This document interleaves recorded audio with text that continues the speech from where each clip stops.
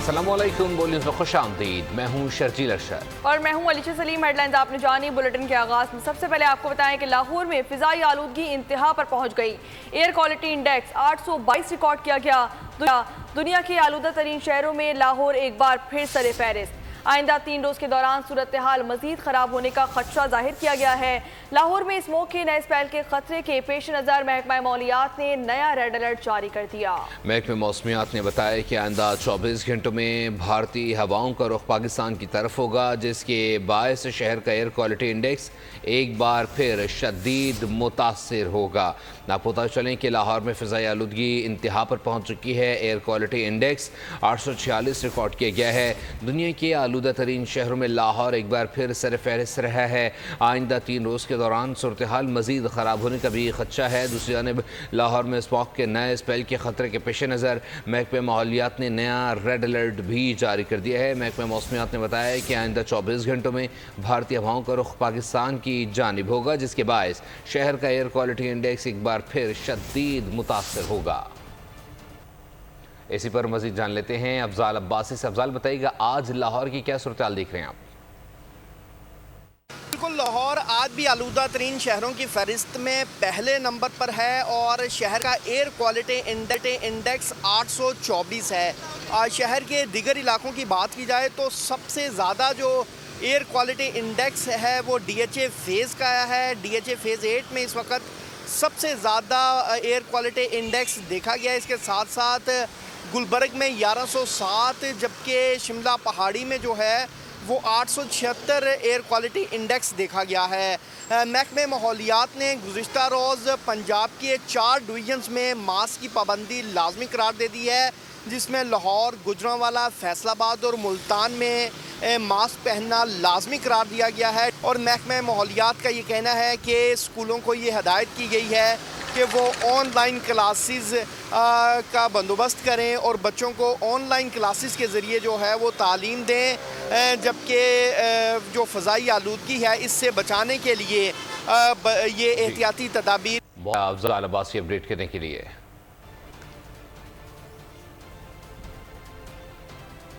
لاہور، گجرانوالا، فیصل آباد، ملتان ڈویژن میں شدید اسموک۔ ان تمام ڈویژنز میں تمام تعلیمی ادارے 17 نومبر تک بند کر دیے گئے۔ سینئر صوبائی وزیر مریم اورنگزیب کا کہنا ہے کہ ان تمام ڈویژنز میں آن لائن کلاسز ہوں گی۔ نجی اور سرکاری اداروں میں 50% ورک فرام ہوم کیا جائے گا۔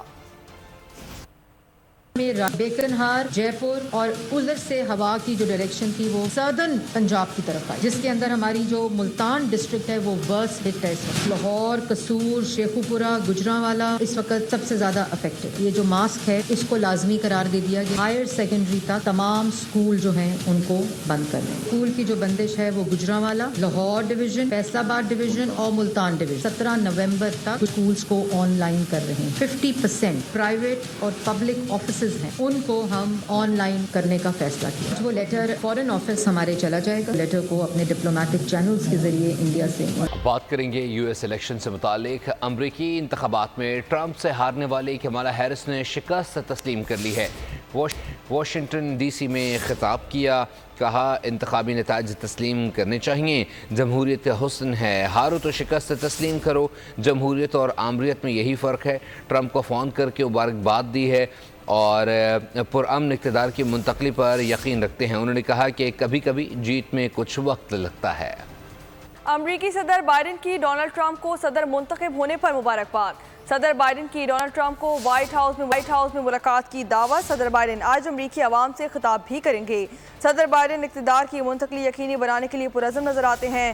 امریکی صدر بائیڈن کا ملک کو اکٹھا کرنے کے لیے کام کرنے پر زور۔ صدر بائیڈن کی ڈیموکریٹک امیدوار کمالا ہیرس سے گفتگو بھی ہوئی۔ ڈونلڈ ٹرمپ نے امریکہ کے صدارتی انتخاب کا میدان مار لیا۔ دوسری مرتبہ امریکہ کے صدر منتخب ہو گئے۔ کمالا ہیرس پہلی خاتون امریکی صدر نہیں بن سکیں۔ امریکہ کی 50 میں سے 27 ریاستوں پر ٹرمپ فاتح رہے۔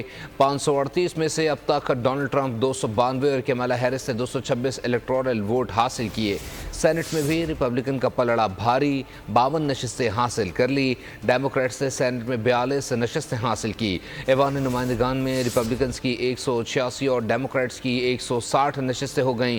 ٹرمپ آئندہ سال 20 جنوری کو حلف اٹھائیں گے۔ ڈونلڈ ٹرمپ نے امریکہ کے صدارتی انتخاب کا میدان مار لیا ہے اور دوسری مرتبہ امریکہ کے صدر منتخب ہو گئے ہیں۔ کمالا ہیرس پہلی خاتون اول امریکہ کی صدر نہیں بن سکی ہیں۔ امریکہ کی 50 میں سے 27 ریاستوں میں ٹرمپ فاتح رہے۔ 538 میں سے اب تک ڈونلڈ ٹرمپ 292 اور کمالا ہیرس نے 226 الیکٹورل ووٹ حاصل کیے۔ سینٹ میں بھی ریپبلکن کا پلڑا بھاری رہا، 52 نشستیں حاصل کر لیں۔ ٹرمپ کے خلاف دائر 2 وفاقی مقدمات ختم کر دیے گئے۔ مقدمات دائر کرنے والے خصوصی وکیل جیک اسمتھ کو بھی عہدے سے ہٹا دیا گیا۔ ڈونلڈ ٹرمپ کو ہش منی کیس کے علاوہ 3 اور مقدمات میں سزاؤں کا سامنا تھا۔ انتخابات میں شکست کی صورت میں ٹرمپ کو جنوری میں جیل جانا پڑ سکتا تھا۔ ٹرمپ کے خلاف دیگر 2 مقدمات قائم ہیں۔ قانونی ٹیم مقدمات ختم کرانے کے حوالے سے حکمت عملی بنا رہی ہے۔ امریکی قوانین کے مطابق امریکی صدر کو ہر قسم کی سزا سے استثناء حاصل ہے۔ امریکی صدارتی انتخابات میں ڈونلڈ ٹرمپ کی جیت، کرپٹو کرنسی اور امریکی سٹاک میں ریکارڈ تیزی۔ کرپٹو کرنسی بیٹ کوائن کی قدر 9% اضافے سے $76,400 پر پہنچ گئی، جبکہ امریکی سٹاک مارکیٹ میں بھی ریکارڈ تیزی دیکھی گئی، جہاں پہ ڈاؤ جونز انڈیکس میں 1,500 پوائنٹس تک جا پہنچا ہے۔ ڈاؤ جونز انڈسٹریل انڈیکس میں سال 2022 کے بعد تیزی کے ریکارڈ دیکھے گئے ہیں۔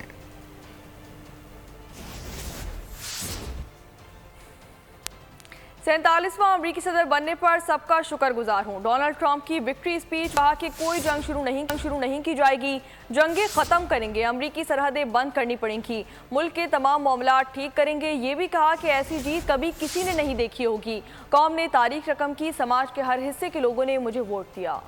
خبروں کے سلسلے کو آگے بڑھائیں، اب آپ کو بتائیں کہ 1 ارب پتی کئی ارب پتی افراد کی مدد سے امریکہ کا صدر بن گیا، جہاں پیسہ پانی کی طرح بہایا گیا۔ صرف امیر ہونا ہی نہیں، ڈونلڈ ٹرمپ کیسز کا سامنا بھی کر رہے ہیں۔ وہ پہلے صدر ہیں جنہیں سزا ہو چکی ہے۔ ٹرمپ کے ڈونر سے کیا چاہتے ہیں، ان کے مقدمات کا کیا ہوگا، وہ پاکستان سے تعلقات پر کیا موقف اپنائیں گے، سوالات اٹھنے لگے ہیں۔ کئی مقدمات کا سامنا کرنے والی متنازع شخصیت ڈونلڈ ٹرمپ ارب پتی شخصیات کی سپورٹ سے امریکی صدر بن گئے۔ امریکہ کے 2024 کے الیکشن میں جیتنے والے ڈونلڈ ٹرمپ کی جیت کے بعد کئی سوالات نے جنم لے لیا۔ ڈونلڈ ٹرمپ کی الیکشن مہم میں لاکھوں ڈالرز اڑانے والے ارب پتی سرمایہ کار آخر سرمایہ کاری سے کیا چاہتے ہیں؟ یہ سوال بھی جنم لے رہا ہے کہ ان پر درج مقدمات کا اب کیا ہوگا۔ ڈونلڈ ٹرمپ صدر کا حلف اٹھانے کے بعد پاکستان سے تعلقات کے حوالے سے کیا موقف اپنائیں گے؟ ڈونلڈ ٹرمپ نے الیکشن مہم کے دوران امریکہ کے محکمہ انصاف کے افسران سے انتقام لینے کا بیان بھی دیا۔ یہاں یہ بھی سوال اٹھ رہا ہے کہ کیا وہ واقعی کسی کے خلاف کوئی کارروائی کریں گے؟ ٹرمپ نے میڈیا ہاؤسز کو بھی وارننگ دی تھی، کیا وہ میڈیا ہاؤسز کے خلاف کوئی قدم اٹھائیں؟ کیا صحافیوں یا صحافتی اداروں کو بھی نئی پابندیوں کا سامنا کرنا پڑ سکتا ہے؟ اور امریکہ کی اکثریت حالات سے خوش نہیں ہے۔ امریکی عوام نے ڈیموکریٹ پارٹی کو اسٹیٹس کو کی علامت بنا دیا ہے۔ لوگوں کی ڈونلڈ ٹرمپ سے امیدیں ہیں۔ سابق سفیر حسین حقانی کی بول کے پروگرام عادل عباسی کے ساتھ میں گفتگو، کہا ٹرمپ موجودہ حالات میں تبدیلی چاہتے ہیں۔ ڈونلڈ ٹرمپ کا آنا روس کے لیے اچھی خبر ہے۔ خوش فہمی کے شکار لوگوں کا دل نہیں توڑنا چاہیے۔ ڈونلڈ ٹرمپ کچھ لو کچھ دو پر یقین رکھتے ہیں۔ دیکھیں، یہ بات ثابت ہوتی ہے کہ امریکہ کی جو اکثریت ہے وہ اس وقت امریکہ کے حالات سے خوش نہیں ہے۔ لوگوں نے ڈیموکریٹک پارٹی کو اسٹیٹس کو کا سمبل بنا لیا۔ بہت زیادہ امیدیں ان کی وابستہ ہیں ڈونلڈ ٹرمپ سے۔ بعض لوگوں کی کچھ زیادہ امیدیں بھی نہیں ہیں، لیکن وہ اس لیے ان کو ووٹ دے رہے ہیں کہ وہ موجودہ حالات کو بدلنا چاہتے ہیں۔ رشیا کے لیے ٹرمپ کا آنا تو ایک اچھی خبر ہے۔ دیکھیں، خوش فہمی کسی کی اگر ہو تو اس کو فوراً ہی ان کا دل نہیں توڑنا چاہیے۔ ٹرمپ ایک ٹرانزیکشنل آدمی ہے، وہ کچھ لو کچھ دو پر یقین رکھتے ہیں۔ سابق صدر عارف الوی نے ڈونلڈ ٹرمپ کو خط لکھ دیا، مبارکباد پیش کی، لکھا کہ آپ پاکستان کے اچھے دوست رہے ہیں، جو کہتے ہیں وہی کرتے ہیں، ہم جمہوری قوموں کے طور پر مسلسل تعاون کے منتظر ہیں۔ مزید لکھا کہ دنیا یوکرین اور فلسطینیوں میں جنگ سے پریشان ہے، اس کے اثرات سے پاکستان اور پاکستانیوں کو نقصان پہنچا۔ ایک شخص کے لیے کوئی بھی اپنے تعلقات خراب نہیں کرے گا، کوئی بھی خود مختار ملک تعلقات تو کاپی پیسٹ نہیں کرے گا۔ وزیر دفاع خواجہ آصف کا ڈونلڈ ٹرمپ کی جیت پر پاک امریکہ تعلقات پر تبصرہ، نجی ٹی وی سے بات چیت کرتے ہوئے کہا امریکہ میں بھی اسٹیبلشمنٹ کی حکومت ہے اور وہ پاکستان سے زیادہ مضبوط ہے۔ خواجہ آصف نے مزید کہا ٹرمپ نے جنگیں رکوانے کا وعدہ کیا تھا، امریکہ جنگوں کی پشت پناہی کرتا رہا تو مل جل کر کام نہیں ہو سکتا۔ آگے بڑھے اب آپ کو بتائیں کہ وزیر اعلیٰ پنجاب مریم نواز خصوصی طیارے کے ذریعے لاہور سے دبئی کے لیے روانہ ہو گئیں۔ ذرائع کے مطابق مریم نواز سوئٹزرلینڈ پہنچیں گی جہاں جنیوا میں اپنا طبی معائنہ بھی کروائیں گی۔ وزیر اعلیٰ پنجاب کے ساتھ مریم اورنگزیب اور دیگر اسٹاف بھی ان کے ہمراہ موجود ہے۔ ترجمان پنجاب حکومت کے مطابق مریم اپنے گلے کا معائنہ کروائیں گی۔ اپنا علاج مکمل کروانے کے بعد نواز شریف کے ہمراہ واپس لندن پہنچیں گی۔ مسلم لیگ نون کے صدر نواز شریف لندن سے جنیوا جا چکے ہیں۔ نواز شریف جنیوا میں وزیر اعلیٰ پنجاب مریم نواز کے ہمراہ تقریباً 4 دن گزاریں گے۔ اور آرمی چیف کا سعودی عرب کا سرکاری دورہ، army chief general Syed Asim Munir کی سعودی ولی عہد شہزادہ محمد بن سلمان سے ملاقات، آرمی چیف کی رائل پیلس آمد پر پرتپاک استقبال کیا گیا۔ ملاقات میں باہمی دلچسپی کے امور پر تبادلہ خیال کے ساتھ عسکری و دفاعی تعاون، علاقائی اور عالمی مسائل پر بات چیت بھی ہوئی۔ آرمی چیف نے پاکستان کی حمایت پر سعودی ولی عہد سے اظہار تشکر کیا۔ آرمی چیف نے خطے میں امن و امان کے لیے ولی عہد کی کوششوں کی تعریف بھی کی۔ آرمی چیف کی سعودی وزیر دفاع شہزادہ خالد بن سلمان سے بھی ملاقات ہوئی، جس میں دفاعی اور سیکورٹی تعاون پر تبادلہ خیال کیا گیا۔ ملاقات میں سعودی عسکری قیادت بھی موجود تھی۔ بانی کی آزادی کے بغیر واپسی نشتہ، علی امین گنڈا پور کا اعلان، کہا کہ ہفتے کو ثوابی انٹرچینج پر جلسہ کریں گے۔ صوبائی حکومت کی جانب سے قرارداد پیش کی جائے گی، یہ ہماری آخری کال ہے، جو بھی آئے گھر والوں کو بتا کر آئے۔ پولیٹیکل پارٹی ہم نے بڑے پرامن طریقے سے ہم اس کے لیے اپنا ایک تحریک چلا رہے ہیں، لیکن ہمیں اس کے لیے نہیں چھوڑا جا رہا۔ ایک قرارداد پاس ہوگی، خان کال دے گا، آخری کال، یہ فائنل کال ہوگی۔ اس کے بعد جب تک ہمیں یہ حق نہیں ملتا، یہ جو ہمارے خلاف ظلم ہوا، ہمارا مینڈیٹ چوری ہوا، جب تک یہ نہیں ہوگا تب تک ہم میں سے کوئی واپس نہیں آئے گا۔ انشاءاللہ باقی صوبے پاکستان سے بھی آئیں گے۔ اور گزشتہ شب نقاب پوش افراد خواجہ شہراز کے گھر میں داخل ہوئے اور انہیں اغوا کر لیا۔ انتظار پنجوتا اور حاجی امتیاز کے گھر بھی ایسے ہی دھاوا بولا گیا تھا۔ بیرسٹر گوہر خان کا کہنا ہے کہ ان حالات میں لوگ باہر نہ نکلیں، احتجاج نہ کریں تو کیا کریں۔ ترجمان کے پی حکومت بیرسٹر سیف کہتے ہیں اسلام آباد میں چڑھائی نہیں بلکہ احتجاج کے لیے جا رہی ہیں۔ خواجہ شیراز صاحب لاسٹ نائٹ ان کو وہی طریقہ کار، اننون لوگ نقاب پوش گھروں میں انٹر ہوئے، دروازے توڑے، بچوں اور گھر والوں کو زدوکوب کیا گیا، ڈالے آئے، اس میں ڈالا گیا اور رات کے اندھیرے میں ان کو لے کے گئے۔ انتظار پنجوتا بھی شامل ہے جن کو اٹھایا گیا تھا اور زدوکوب کر کے جس حالت میں چھوڑ دیا گیا تھا روڈ کنارے، وہ سب آپ لوگوں کے سامنے۔ اسی طرح ریسنٹلی حاجی امتیاز صاحب کے گھر پہ بھی دعویٰ بول دیا گیا تھا۔ 3 جنوری آرڈر میں سپریم کورٹ نے انڈرٹیکنگ وزیر اعظم سے مانگی تھی کہ آئندہ کسی کو گھر سے اٹھایا نہیں جائے گا مگر قانون کے مطابق اور کسی FIR میں اگر وہ مطلوب ہے۔ اسلام آباد جانے کا ارادہ ہے، میرے اوپر تو 6 FIRs ہیں، ضمانت کرا کے جاؤں گا، چڑھائی نہیں کر رہے ہیں۔ ملک دشمن عناصر بلوچ خواتین کو دہشت گرد بنانا چاہتے ہیں۔ وزیر اعلیٰ بلوچستان میر سرفراز بگٹی کا کوئٹہ میں یوم اقبال کانفرنس سے خطاب، کہا کہ پاکستان رسول صلی اللہ علیہ وآلہ وسلم کی ریاست ہے، پاکستان کے خلاف سازشیں کی جا رہی ہیں، ہماری پہلی پہچان پاکستان ہے، ہمارے سازشوں سے خود بچنا ہوگا، شہداء کے بچوں کی کفالت حکومت بلوچستان کرے گی۔ سوشل میڈیا جو آپ کے دماغوں کو انفلوئنس کر رہا ہے، وہ باقاعدہ ایک منظم سازش کے تحت باہر کی دنیا کے لوگ بیٹھ کے ہمارے بچوں کو، ہماری بچیوں کو پلوٹ کر رہے ہیں۔ رسول اللہ صلی اللہ علیہ وسلم کی ریاست ہے، یہ بہت بڑی سازش ہو رہی ہے اس ملک کے خلاف۔ آج ہماری پہلی پہچان ہم پاکستانی ہیں، تو ہمیں اس سازش سے اپنے آپ کو بچانا ہے۔ ہم نے یہ فیصلہ کیا ہے جتنے بھی شہداء ہیں 2000 سے لے کر آج تک ٹیررزم کے وکٹم ہیں، ان سب کے بچوں کی کفالت حکومت بلوچستان کرے گی اور 16 سال کی ایجوکیشن ہم کریں گے۔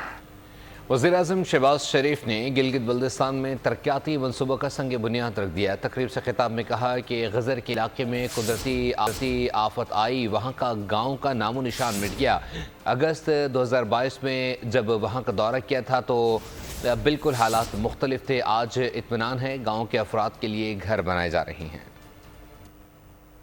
خضر کے علاقے میں گیا جہاں پہ 2022 میں جو قدرتی آفت آئی تھی اور وہاں پہ پورا گاؤں اس کا نشان مٹ گیا تھا، اور جب میں اگست 2022 میں وہاں پر گیا تو ایک سختہ سا طاری ہوا، اس گاؤں کی تعمیر کے لیے احکامات دیے گئے، اور آج اطمینان ہوا کہ جب اس پورے گاؤں کے جو افراد ہیں آج الحمدللہ ان کو نئے گھر مل گئے. جن منصوبوں کا ہم نے آج سنگ بنیاد رکھا ہے ان میں 2 پن بجلی کے بھی منصوبے ہیں. بلتستان یونیورسٹی اور قراقرم یونیورسٹی، ان 2 یونیورسٹیوں کے لیے میں نے آج اعلان کیا ہے کہ ہم دونوں کے لیے علیحدہ علیحدہ 50 کروڑ روپے کا ہم فنڈ رکھیں گے، اور اس ان کے فنڈ کی آمدن سے ان بچوں کے وظائف کا انتظام کیا جائے گا. یہاں آپ کو بتائیں کہ IMF وفد مشن چیف نارتن پورٹر کی قیادت میں پاکستان کا دورہ کرے گا. ذرائع کے مطابق وفد کا دورہ 11 سے 15 نومبر تک ہوگا. IMF اسٹاف پروگرام سے متعلق کارکردگی اور حالیہ پیش رفت کا جائزہ لے گا. توسیعی فنڈ سہولت پروگرام کے پہلے جائزے پر بات چیت نہیں کی جائے گی.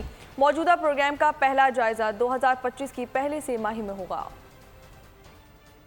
اور بات کر لی جائے بجلی کی قیمتوں سے متعلق، آپ بتائیں کہ پورے ملک کے لیے بجلی سستی لیکن کراچی کے لیے نہیں کی گئی ہے. نیپرا نے بجلی کی قیمت ₹1.28 فی یونٹ سستی کر دی ہے. نوٹیفیکیشن جاری کر دیا گیا ہے. نیپرا کے مطابق ستمبر کے ماہانہ فیول ایڈجسٹمنٹ کے تحت بجلی سستی کی گئی. کمی کا اطلاق لائف لائن اور کے الیکٹرک صارفین پر نہیں ہوگا. سینٹرل پاور پرچیزنگ ایجنسی نے 85 پیسے فی یونٹ کمی کی درخواست کی تھی.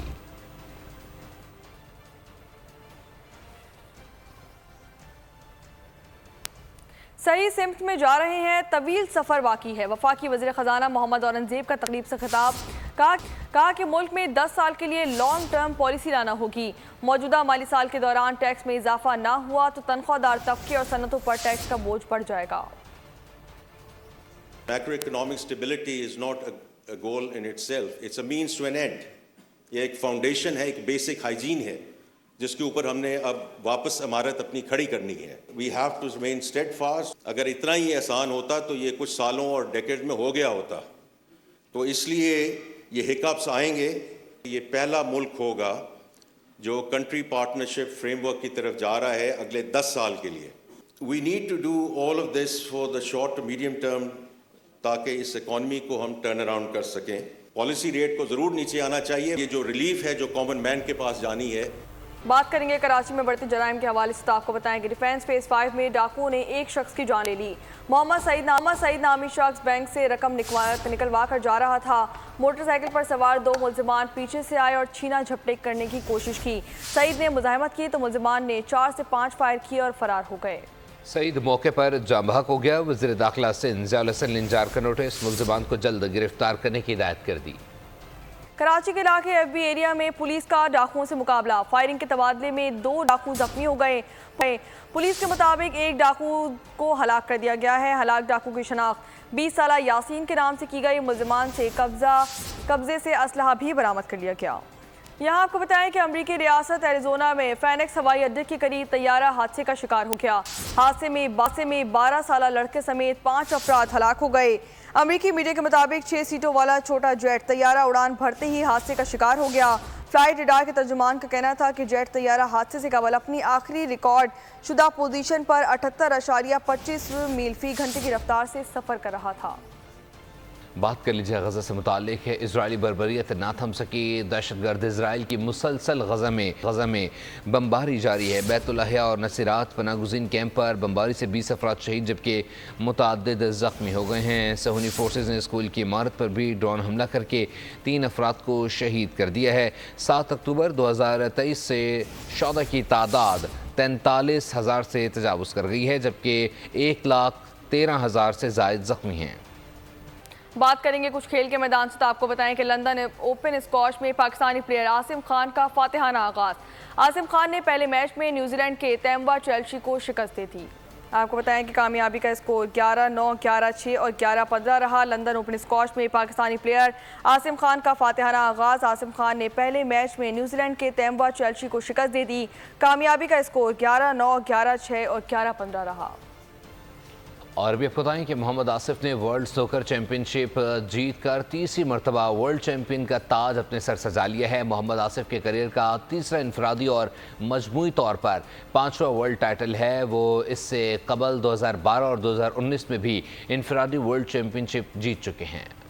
फतह के ट्रैक पर मोहम्मद आसिफ की यादगार पेश कदमी। टाइटल के हुसूल के लिए उन्होंने काबिल फख्र परफॉर्मेंस पेश की। मेगा इवेंट में वाइल्ड कार्ड क्वालिफायर एंट्री लेने के बाद आसिफ ने पलटकर नहीं देखा। लिटिल स्टार की चमक दमक से दुनिया खेल रोशन हो गई। फाइनल में आसिफ का मुकाबला ईरान के प्लेयर अली काराकुज़लो से था। दोनों खिलाड़ियों के दरमियान जीत की कशमकश ने खेल का हुस्न दो आदिशा किया। बेस्ट ऑफ 9 फ्रेम्स के मुकाबले में आसिफ ने 4-1 से बढ़तरी ली तो अली ने अगले 2 फ्रेम्स जीतकर हार न मानने का पैगाम दिया। 8वें फ्रेम में आसिफ का खेल मुकम्मल जोबन पर दिखाई दिया। 93 के ब्रेक के साथ एजाज अपने नाम कर लिया। पाकिस्तान क्रिकेट टीम का एडिलेड में पहला प्रैक्टिस सेशन। ट्रेनिंग शुरू हुई तो ग्रीन शर्ट्स ने पहले एक्सरसाइज का इंतखाब किया।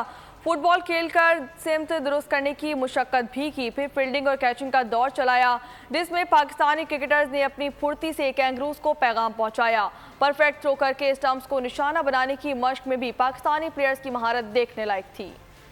पाकिस्तानी स्पीड मर्चेंट नसीम शाह दूसरे वनडे के लिए मुकम्मल फिट हो गए हैं। पहले एक रोज़ा मैच में जिस्मानी खिंचाव की वजह से वो अपने ओवर्स का कोटा पूरा ना कर सके। नौजवान फास्ट बॉलर की जुम्मे को होने वाली मैच में शिरकत मशकूक थी। एडिलेड में होने वाले पाकिस्तान टीम के ट्रेनिंग सेशन में भरपूर शिरकत से नसीम शाह ने इन तमाम शकों को शुबहात का खात्मा कर दिया। ज़राए के मुताबिक पाकिस्तान टीम मैनेजमेंट मोहम्मद हसनैन की जगह दूसरे एक रोज़ा मैच में एक स्पिनर को खिलाने का इरादा रखती है, जिससे मुताबिक हतमी फैसला मैच की सुबह विकेट देखकर किया जाएगा। बुलेटिन के आखिर में आपको बताएं कि नामुमकिन को मुमकिन बनाने का मिशन। मुर्दा बाप से मुलाकात की खातिर तन्हाई में जिंदगी बसर करने वाली लड़की की कहानी। खौफ और दहशत से भरपूर मूवी होम एजुकेशन का ट्रेलर जारी कर दिया गया। फिल्म 8 नवंबर को रिलीज की जाएगी। न्यूज़ बुलेटिन से फिलवक्त के लिए इतना ही। मज़ीद खबरों और अपडेट्स के लिए विजिट कर सकते हैं हमारी वेबसाइट boldnews.com और देखते रहिए बोलन्यूज़।